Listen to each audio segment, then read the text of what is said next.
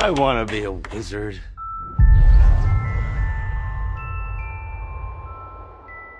It's amazing just how much emotional weight that Harry Potter melody carries at the end of this Fantastic Beasts trailer. On a surface level, this use of the main theme serves as an exclamation point with a strong nostalgic purpose, but if we were to look back at how music has been played throughout the HP series, we begin to understand that the inclusion of this master theme actually hides a secret message. James Newton Howard, the composer behind the Fantastic Beasts music, is actually the 5th composer to work on a film in the Harry Potter cinematic universe.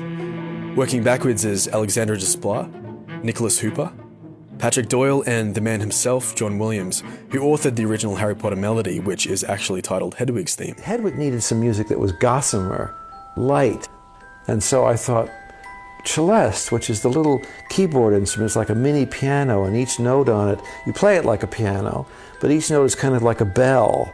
And it has a pedal like a piano, so if you play 5 quick notes and put the pedal on, you get this beautiful little blur.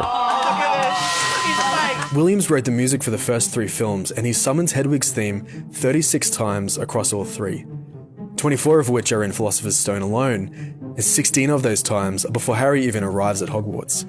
While Williams' unrelenting repetition of Hedwig's theme helps it to stick, it's the how and when this theme is used that is the code to deciphering what Williams is actually trying to teach us.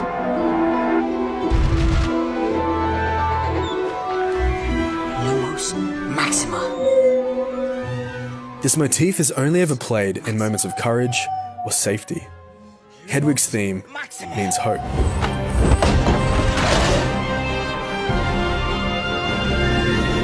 This concept of hope is important because if we look at Deathly Hallows Part 2, the final and darkest installment in the series, Hedwig's theme is played only 4 times. Harry talks loosely. I say this loosely because the melody never actually completes itself. No, of course not. In the Chamber of Secrets with Ron and Hermione, composer Alexandre Desplat brings back Hedwig's theme played on its original instrument, the celeste, to generate that sense of nostalgia and history, but it gets cut off.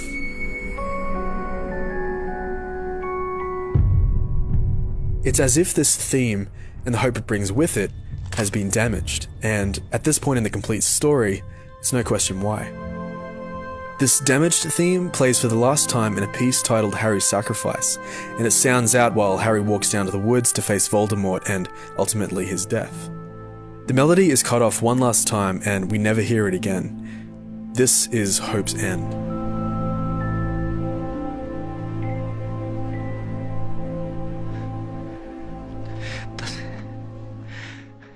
Does it hurt? Dying.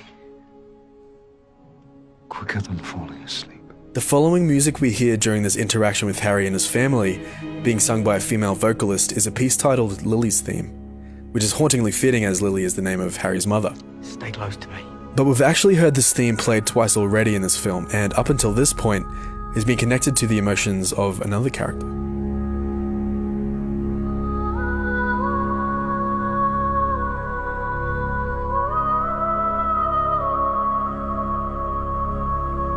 Those who know the plot will understand this connection between Snape and Lily. This is musical foreshadowing, privileging the audience with information on plot and emotional cues even before the characters know. In this case with Lily's theme, Alexandra's musical storytelling has hinted at Snape and Lily's connection even before Harry knew. The second time we hear Lily's theme is in this scene as Harry collects Snape's memories before he dies. Look at me. You have your mother's eyes. As we begin to understand how these composers behind Harry Potter are using music, we can hear this type of musical foreshadowing everywhere. Can't be Harry Potter. We see this happen earlier with John Williams in the way he writes for Gilderoy Lockhart in the Chamber of Secrets. This is his musical theme.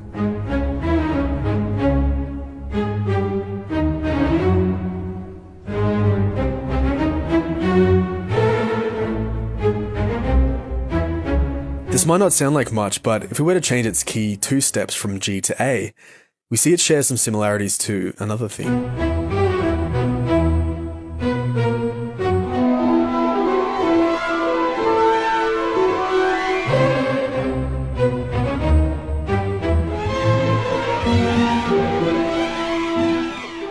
Lockhart's theme is actually a twisted version of Hedwig's theme. Heart of a lion, this one. We're not told right away, but while Hedwig's theme speaks of courage and hope, this staggered theme speaks into the arrogant overconfidence of Lockhart's personality, and finally, the reveal of his true nature as the story's anti-hero at the end. Another example of foreshadowing is in Prisoner of Azkaban in the lyrics the choir is singing as we arrive at Hogwarts.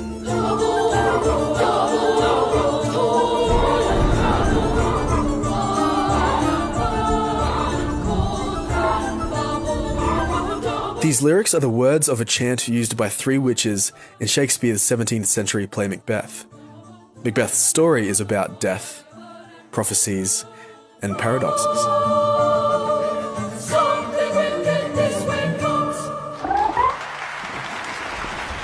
In the sixth film, The Half-Blood Prince, composer Nicholas Hooper uses music to set the audience up for a strong emotional journey.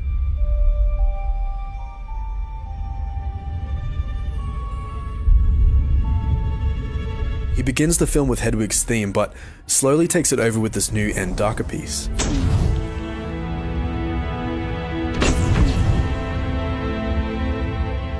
With the film focused on exploring Dumbledore's affection for Harry, we learn this new piece represents just that, affection and love. The film bookends itself with this exact theme, except now love and affection are flipped towards Dumbledore himself after his death.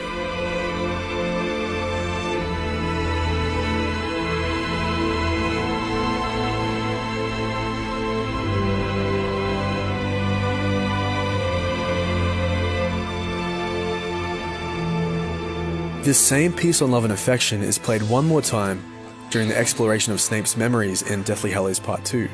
And even though Snape never says the words "we're all thinking," this theme we're now familiar with is speaking of Snape's affection for Lily on his behalf.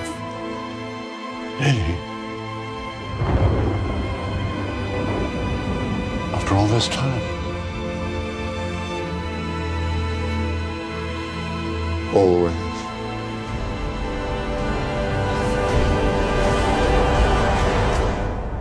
Don't panic, but there's absolutely nothing to worry about. For 10 years, the composers behind the Harry Potter films have been sending us secret messages through the music regarding the plot and the emotional states and connections of the characters.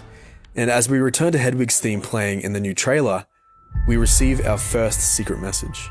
James Newton Howard and the team behind Fantastic Beasts send this message in the form of an important question.